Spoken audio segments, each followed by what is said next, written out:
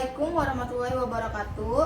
Di sini kami akan membuat video wawancara untuk memenuhi tugas komunikasi dan etika bisnis. Saya Mega Duyanti sebagai moderator. Saya Misal Christine sebagai narasumber.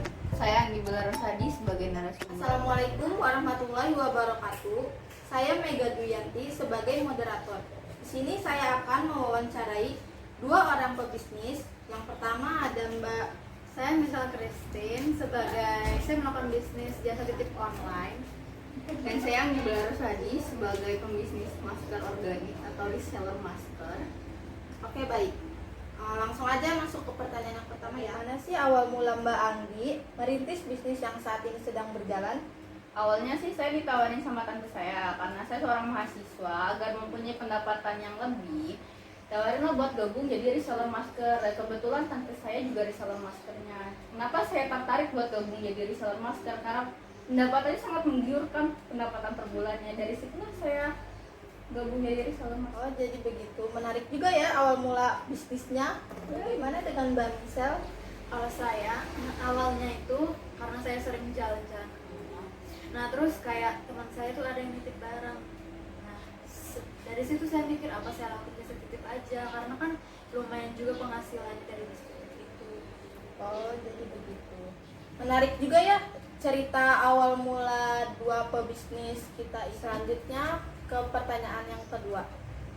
Kalau boleh tahu, berapa sih modal awal dan keuntungan per bulannya untuk saat ini, Mbak Misel?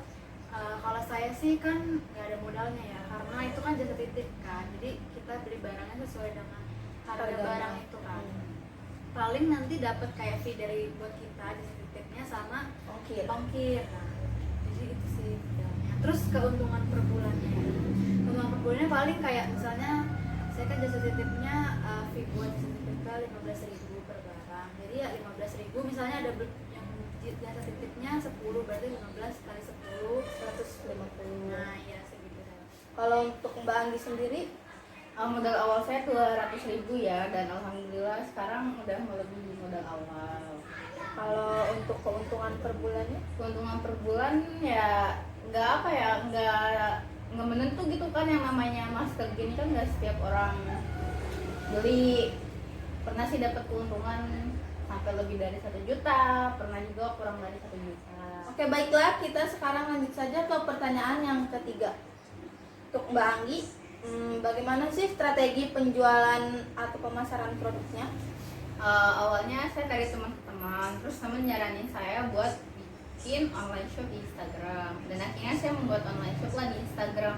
Dari situ pembeli masker saya alhamdulillah membludak ya, dan Semakin banyak ya semakin banyak. Untuk Mbak Misal, gimana sih strategi penjualannya? Kalau saya sendiri sih dari teman ke teman. Sama aja ya berarti ya? Sama. Nah terus dari teman ke teman ini kan karena udah banyak yang tahu dari teman ke teman ini, akhirnya saya coba buka akun di Instagram.